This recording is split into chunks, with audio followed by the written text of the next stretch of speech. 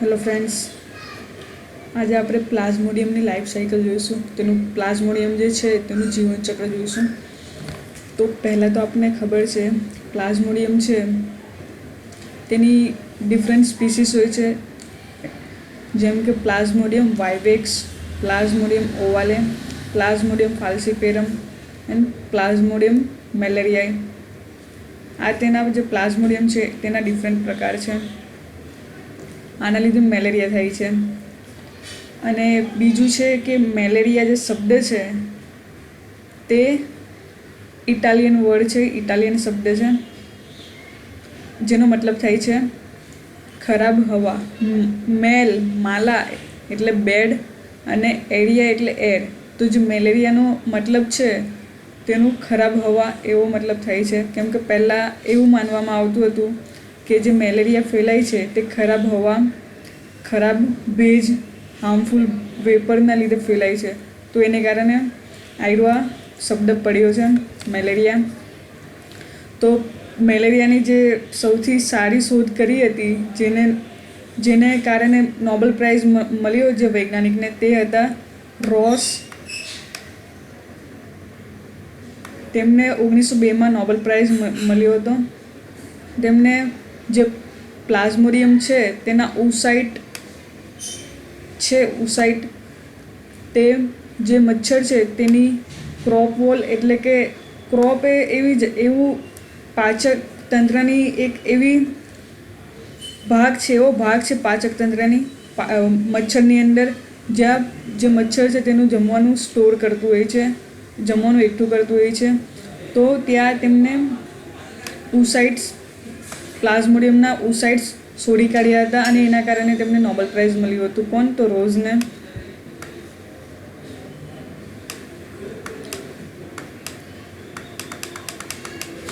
પછી જે પેરાસાઇટ જે છે, જે માણસને જ્યારે ઇન્ફેક્ટ કરે છે આ પ્લાઝ્મોડિયમ, તો એ કયા ફોર્મમાં હોય છે? જે ફોર્મમાં હોય છે તે ફોર્મને સ્પોરોઝોઇટ કહેવામાં આવે છે. જ્યારે મચ્છર આપણે કરડે છે અને આ પેરાસાઇટ આપણી અંદર દાખલ કરે છે પ્લાઝ્મોડિયમને, તો એ સ્પોરોઝોઇટના ફોર્મમાં હોય છે, તો તેને સ્પોરોઝોઇટ કહેવામાં આવે છે. અને તેનું સ્ટ્રક્ચર શું હોય છે? જ્યારે આ સ્પોરોઝોઇટ છે તેના અગ્રભાગે એક કપ લાઇક સ્ટ્રક્ચર આવેલું હોય છે, તેને એપિકલ સ્ટ્રક્ચર કહેવામાં આવે છે. તો એ શું કરે છે? ત્યાંથી એક એન્ઝાઇમ સિક્રેટ થાય છે, જે શું કરે છે? આપણા જે લીવર સેલ હોય છે તેની દિવાલને તોડીને અંદર દાખલ થાય છે આ એન્ઝાઇમ દ્વારા. તો આ કામ છે. તેનું સ્ટ્રક્ચર તમે જોશો ત્યારે ખબર પડશે. આ જે છે એપિકલ કેપ, ત્યાંથી તે એન્ઝાઇમ સિક્રેટ કરે છે અને જે લીવર છે લીવરમાં દાખલ થાય છે, લીવરની વોલની અંદર પેનિટ્રેટ કરે છે એ એન્ઝાઇમ દ્વારા અને પછી લીવર સેલમાં દાખલ થાય છે. તમે જીવનચક્ર જોશો પ્લાઝ્મોડિયમનું તો એની અંદર આવશે કે કઈ રીતના લીવરમાં એન્ટર થાય છે. તો આ plasmodium life cycle in man, માણસની અંદર પ્લાઝ્મોડિયમનું લાઈફ સાયકલ આપણે આ ફિગર દ્વારા જોઈશું.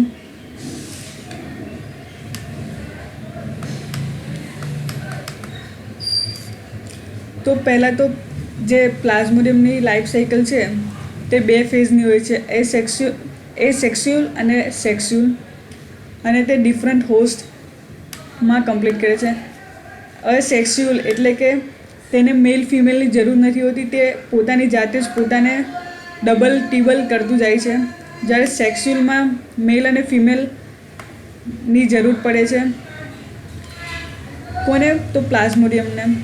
તો આમ 2 ફેઝમાં આ સાયકલ કમ્પ્લીટ થાય છે, સેક્સ્યુઅલ અને એસેક્સ્યુઅલ, અને એ પણ ડિફરન્ટ હોસ્ટમાં જોવા મળે છે.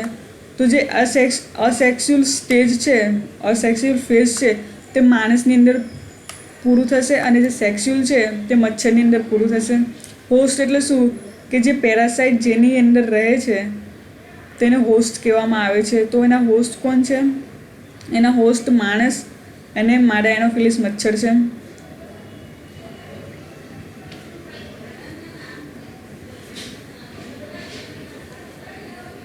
માણસની અંદર જોશો તો માણસની અંદર તે લીવર સેલમાં જોવા મળે છે, લીવરના સેલમાં, અને બીજું રેડ બ્લડ સેલમાં. 2 સ્ટેજ હોય છે તેના હ્યુમનની અંદર. એ 2 સ્ટેજ કયા કયા હોય છે? તો એક્ઝો ઇરિથ્રોસાઇટિક સ્ટેજ અને ઇરિથ્રોસાઇટિક સ્ટેજ. 2 સ્ટેજ કયા હોય છે? એક્ઝો ઇરિથ્રોસાઇટિક સ્ટેજ અને ઇરિથ્રોસાઇટિક સ્ટેજ. એક્ઝો ઇરિથ્રોસાઇટિક સ્ટેજ ક્યારે હશે? જ્યારે લીવર સેલમાં હશે. અને ઇરિથ્રોસાઇટિક સ્ટેજ ક્યારે આવશે? જ્યારે રેડ બ્લડ સેલમાં હશે. ઇરિથ્રોસાઇટ એટલે શું? એ રેડ બ્લડ સેલ જ કહેવાય એને પણ. અને જ્યારે લીવરની સેલમાં હશે ત્યારે પણ તેના 2 જનરેશન જોવા મળે છે. તો પહેલી તો પ્રી ઇરિથ્રોસાઇટિક જનરેશન અને બીજી છે એક્ઝો ઇરિથ્રોસાઇટિક જનરેશન. તો આપણે શું જોયું કે જે પ્લાઝ્મોડિયમ છે તે હ્યુમનની અંદર 2 સ્ટેજ જોવા મળે છે. એક તો એક્ઝો ઇરિથ્રોસાઇટિક સ્ટેજ અને બીજું છે ઇરિથ્રોસાઇટિક સ્ટેજ. જે એક્ઝો ઇરિથ્રોસાઇટિક સ્ટેજ છે તે લીવરની અંદર જોવા મળશે અને જે ઇરિથ્રોસાઇટિક સ્ટેજ છે તે આરબીસીમાં જોવા મળશે. પછી જે લીવરની અંદર જે સ્ટેજ જોવા મળતા હતા એના પાછા 2 જનરેશન જોવા મળે છે. એક પ્રી ઇરિથ્રોસાઇટિક અને બીજી એક્ઝો ઇરિથ્રોસાઇટિક. તો હવે આપણે જોઈશું આગળ.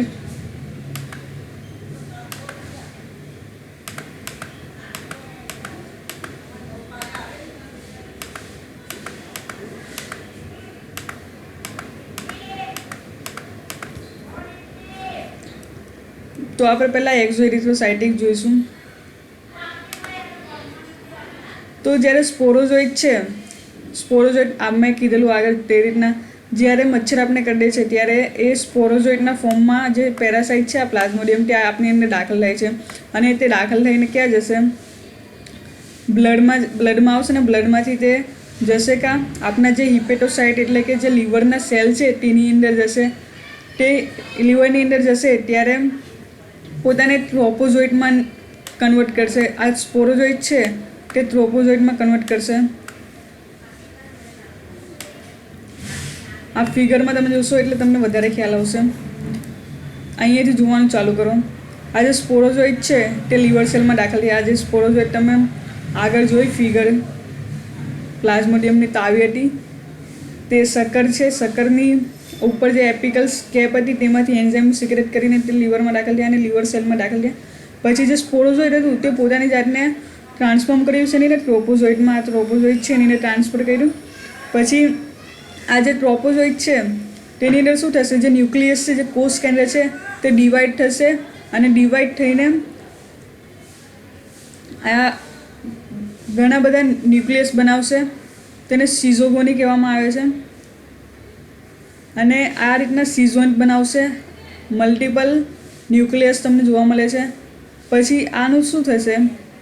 જે ન્યુક્લિયસ છે તેની આજુબાજુ જે કોષરસ છે, જે સાયટોપ્લાઝમ એનો જોવા મળશે. એ પોતાની ન્યુક્લિયસની આજુબાજુ સાયટોપ્લાઝમ આવી જશે અને આ રીતના ક્રિપ્ટોઝોઇટ્સ તૈયાર થશે.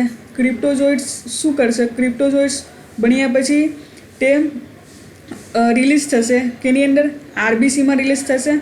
કાં તો પછી પાછા જે આ ક્રિપ્ટોઝોઇટ્સ છે તે બીજા લીવર સેલને ઇન્ફેક્ટ કરશે. તો આના 2 રસ્તા છે. ક્રિપ્ટોઝોઇટ્સ જ્યારે રિલીઝ થાય છે ત્યારે 2 વસ્તુ કરી શકે. કાં તો તે ઇરિથ્રોસાઇટિક સાયકલમાં દાખલ થશે, કાં તો પાછું નવા લીવર સેલ જે હશે તેને ઇન્ફેક્ટ કરશે. તો જ્યારે ઇરિથ્રોસાઇટિક સાયકલમાં જશે તે આપણા ઇરિથ્રોસાઇટિક સાયકલમાં કહેવાશે, એન્ટર થશે અને લીવર સેલની અંદર દાખલ થશે પાછું. તો એ પાછી એની બીજી એક્ઝો ઇરિથ્રોસાઇટિક સાયકલ ચાલુ કરશે.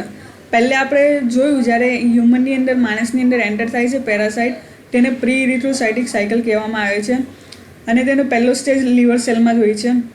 પછી બીજો સ્ટેજ શું હોય છે? કાં તો એ ઇરિથ્રોસાઇટિક સાયકલમાં પ્રવેશે, કાં તો એ પાછું એક્ઝો ઇરિથ્રોસાઇટિક સાયકલમાં પ્રવેશે. તો જ્યારે બીજા લીવર સેલને ઇન્ફેક્ટ કરે છે, બીજી વખત લીવર સેલને ઇન્ફેક્ટ કરે છે, એનો મતલબ શું થાય છે કે એ એક્ઝો ઇરિથ્રોસાઇટિક સાયકલમાં પ્રવેશે છે. તો આપણે જોઈશું બીજા જ્યારે લીવર સેલને ઇન્ફેક્ટ કરશે ત્યારે તો શું થશે, તો પાછું એ જ જે ક્રિપ્ટોઝોઇટ્સ છે અને ફર્સ્ટ જનરેશન જે ક્રિપ્ટોઝોઇટ્સ છે તેને ફર્સ્ટ જનરેશન મિરોઝોઇટ્સ પણ કહેવામાં આવે છે. તો આ જે ક્રિપ્ટોઝોઇટ્સ બન્યા જે આપણા સેકન્ડ ટાઈમ, તે પાછા લીવર સેલને ઇન્ફેક્ટ કરશે, પાછું ટ્રોપોઝોઇટ બનાવશે, પાછું સિઝોન બનાવશે, એ જ મલ્ટિપલ ન્યુક્લિયસ બનાવશે, કોષ કેન્દ્ર બનાવશે, પાછું ક્રિપ્ટોઝોઇટ્સ બનાવશે, એ જ જે કોષ રસ છે તે તેની આજુબાજુ એકઠા થશે અને આ રીતના ક્રિપ્ટોઝોઇટ્સ બનાવશે. પાછું જે એનું જે ક્રિપ્ટોઝોઇટ્સ રિલીઝ થશે તો ત્યારે જે ક્રિપ્ટોઝોઇટ્સ છે તેને મેટા ક્રિપ્ટોઝોઇટ્સ કહેવામાં આવશે. તો આ મેટા ક્રિપ્ટોઝોઇટ્સ છે તેના સ્ટ્રક્ચર પ્રમાણે નાના મોટા હશે. તો જે નાના હશે તેને માઇક્રોમેટા ક્રિપ્ટોમેરોઝોઇટ્સ કહેવામાં આવશે અને જે મોટા હશે તેને મેક્રો ક્રિપ્ટોમેરોઝોઇટ્સ કહેવામાં આવશે. તો આની અંદર બે વસ્તુ થશે પાછી, તે કાં તો આરબીસીની અંદર જશે ઇરિથ્રોસાઇટિક સાયકલમાં, કાં તો પાછા બીજા લીવર સેલને ઇન્ફેક્ટ કરશે.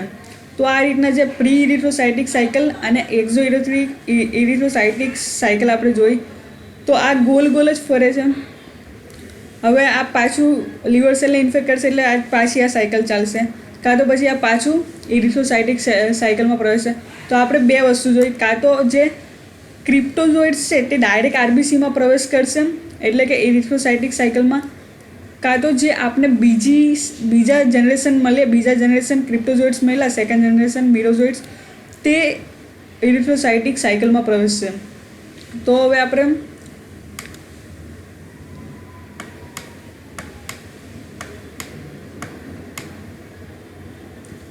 ઇરિથ્રોસાઇટિક સાયકલ જોઈશું.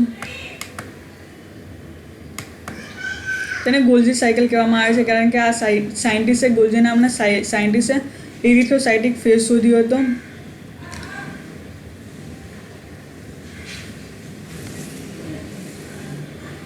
તો જ્યારે ક્રિપ્ટોઝોઇટ્સ એટલે કે આપણે ફર્સ્ટ જે પ્રી ઇરિથ્રોસાઇટિક જોયું હતું એની અંદરથી જે ક્રિપ્ટોઝોઇટ્સ રિલીઝ થયા હતા અને જે ઇરિથ્રોસાઇટિક સાયકલમાં પ્રવેશ્યા હતા તે ક્રિપ્ટોઝોઇટ્સ, અને જે આપણે છેલ્લે જોયેલા મેટા ક્રિપ્ટોઝોઇટ્સ તે જ્યારે ઇરિથ્રોસાઇટિક સાયકલમાં પ્રવેશે, તે આ બંને જ્યારે ઇરિથ્રોસાઇટિક સાયકલમાં પ્રવેશે છે ત્યારે ઇરિથ્રોસાઇટિક ફેઝ ચાલુ થાય છે. તો આની અંદર થશે શું, આની અંદર પાછું એ જ સેમ વસ્તુ જોવા મળશે, સેમ વસ્તુ તો નહીં પણ એ જ સાયકલ જોવા મળશે. આ જુઓ અહીંયા. તો આજે આપણે ક્રિપ્ટોઝોઇટ્સ અને મેટા ક્રિપ્ટોઝોઇટ્સ મળ્યા હતા પ્રી ઇરિથ્રોસાઇટિક સાયકલમાં અને એક્ઝો ઇરિથ્રોસાઇટિક સાયકલમાં, આ બે ત્યાંથી મળ્યા હતા. તો તે શું કરશે, આ જે ક્રિપ્ટોઝોઇટ્સ હતા તેને રિલીઝ કરશે અને પછી તે શું થશે, આરબીસીમાં પ્રવેશશે. આરબીસીમાં પ્રવેશશે ત્યારે શું બનશે, ટ્રોફોઝોઇટ બનશે. ટ્રોફોઝોઇટ બન્યા પછી શું થશે કે આ જે ન્યુક્લિયસ છે અને જે કોષરસ છે, કોષ કેન્દ્ર અને કોષરસ, તે એક બાજુ આવી જશે અને આમ સિગ્નેટ રિંગ્સ જેવો શેપ બનાવશે, આ રિંગ જેવો શેપ બનાવશે. તેને સિગ્નેટ રિંગ સ્ટેજ કહેવાય છે. અને જ્યારે આપણે લેબોરેટરીમાં ટેસ્ટ કરતા હોઈએ છીએ ત્યારે આ ઘણી અગત્યની હોય છે. આમાં તે સિગ્નેટ રિંગ સ્ટેજ કહેવાય છે.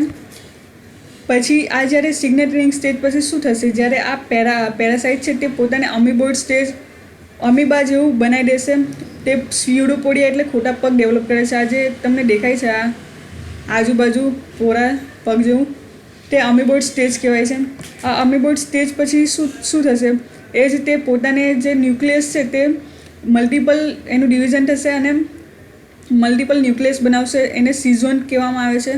અને જે સિઝોન પછી શું થશે, જે કોષરસ છે તે પણ આ રીતના ન્યુક્લિયસની આજુબાજુ આવી જશે. પછી આ જે સિઝોન બન્યા, સિઝોન પછી શું બનશે, સિઝોન પછી આ મિરોઝોઇટ, ઇરિથ્રોસાઇટિક મિરોઝોઇટ બને છે. અને આ મિરોઝોઇટ પાછળ શું થશે, તે પોતા જે હિમોગ્લોબિન હોય છે આરબીસીની અંદર તેને ખાય છે અને ખાઈને જે હિમોગ્લોબિન છે જેનું ડાયજેશન કરે છે. ડાયજેશન પાચન કર્યા પછી હિમેટિન મળે છે. જે હિમેટિન છે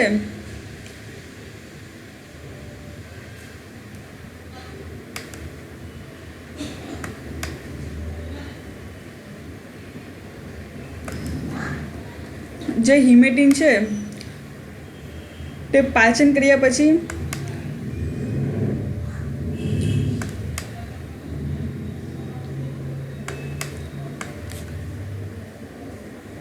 ગ્લોબિન અને હિમેટિનમાં એ ડિવાઈડ કરશે હિમોગ્લોબિનને પાચન કર્યા પછી, અને જે ડાયજેસ્ટેડ હિમેટિન છે તે હિમોઝોઇનમાં પરિવર્તન થશે એનું, અને જે આ હિમોઝોઇન છે તે એના કારણે આપણને તાવ આવતો હોય છે. હિમોઝોઇનના કારણે આપણને તાવ આવતો હોય છે.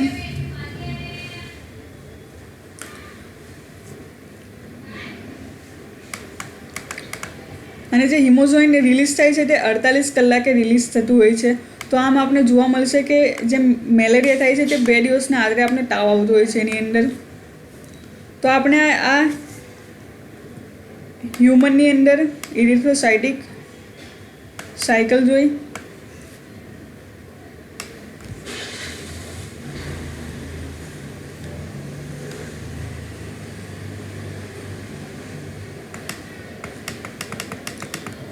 અને પછી જે આ મિરોઝોઇટ્સ છે તે પાછા રિલીઝ થશે અને પાછા નવા આરબીસીને કાં તો અટેક કરશે, કાં તો તે પોતાને જે ગેમેટ્સ છે તેની અંદર રૂપાંતર કરશે. તો એની અંદર 2 ટાઈપના ગેમેટ્સ જોવા મળે છે, ગેમેટોસાઇટ અથવા માઇક્રોગેમેટોસાઇટ્સ. જે મેક્રોગેમેટોસાઇટ્સ હશે તે ફિમેલ ગેમેટ હશે, અને જે માઇક્રોગેમેટોસાઇટ હશે તે મેલ ગેમેટ હશે. એટલે આપને મળી ગયા મેલ અને ફિમેલ અહીંયા 2 અલગ અલગ. તો એ શું કરશે, એ આરબીસીની અંદર એમને પડી રહેશે અને રાહ જોશે કે કોઈ મચ્છર આવીને કરી દે. અને જ્યારે કોઈ મચ્છર આવીને કરશે ત્યારે આ જે હશે મચ્છર લોહી પીશે ત્યારે આ 2 પણ એની અંદર જતા રહેશે મચ્છરની અંદર. અને જો મચ્છર નહીં મળે 1 અઠવાડિયા સુધી નહીં મળે તો આ પછી ડિજનરેટ થઈ જશે, ડીએક્ટિવેટ થઈ જશે. તો પ્લાઝ્મોડિયમની લાઈફ સાયકલ મચ્છરની અંદર જે મચ્છરની બોડી હોય છે, બોડીનું ટેમ્પરેચર અને જે ડાયજેસ્ટિવ ફ્લુઇડ હોય છે, પાચક રસ, તે જે પ્લાઝ્મોડિયમ હોય છે તેના માટે બહુ સારી અનુકૂળ પરિસ્થિતિ હોય છે મચ્છર માટે. આથી જે આગળનું જે મેક્રોગેમેટોસાઇટ્સ અને માઇક્રોગેમેટોસાઇટ્સ છે તેનું જે ડેવલપમેન્ટ છે ત્યાં જ થઈ શકે છે, બીજી જગ્યા પર નહીં થઈ શકતું. અને જે આ 2 સિવાયના જે બીજા મળશે મિરોઝોઇટ્સ કે પછી ક્રિપ્ટોઝોઇટ્સ, એ બ્લડમાં પ્રેઝન્ટ હશે અને અંદર જો દાખલ થશે તો એ પણ ડિજનરેટ થઈ જશે. આના સિવાયના જે કોઈ પણ મટીરિયલ હશે તે ડિજનરેટ થઈ જશે. અને આગળ જે સાયકલ ચાલશે તે આ બેની સાયકલ ચાલશે. આ 2 રિલેટેડ જ હશે મચ્છરની અંદર.